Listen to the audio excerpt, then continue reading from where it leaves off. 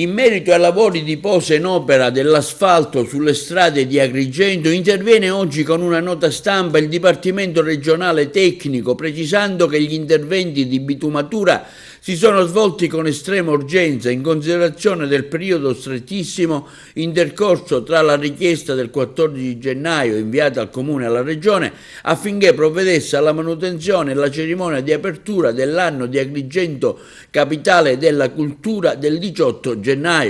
Il genio civile incaricato dal Dipartimento ha immediatamente redatto, verificato e validato il progetto e nei 2 giorni successivi, nonostante il maltempo, è riuscito a eseguire i lavori di messa in sicurezza delle strade.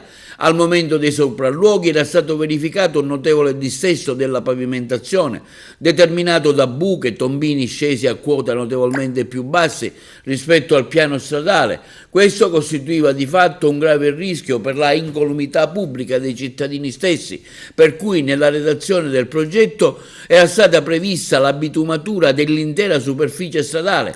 Sono stati ricoperti quindi dei tombini poiché per ragioni tecniche di costruzione per metterli a livello sarebbero stati necessari 20 giorni a fronte dei 2 appena disponibili per gli interventi. Si precisa, continua la nota del Dipartimento, che sono stati lasciati totalmente liberi in funzione i chiusini utilizzati per l'erogazione dell'acqua e le caditoie stradali per la raccolta delle acque piovane. La pavimentazione stradale è stata completata in tempi brevissimi e così sono stati garantiti i meccanismi di sicurezza del percorso interessato dal corteo presidenziale per la cerimonia al Teatro Pirandello. Da lunedì sono già in corso i lavori per mettere a livello i tombini utilizzando la tecnica della risegatura dell'asfalto soprastante che garantirà una superficie regolare e senza buche. Inoltre saranno riportati a quota anche i tombini ricoperti di bitume in precedenza in occasione dei lavori eseguiti prima del 15 gennaio,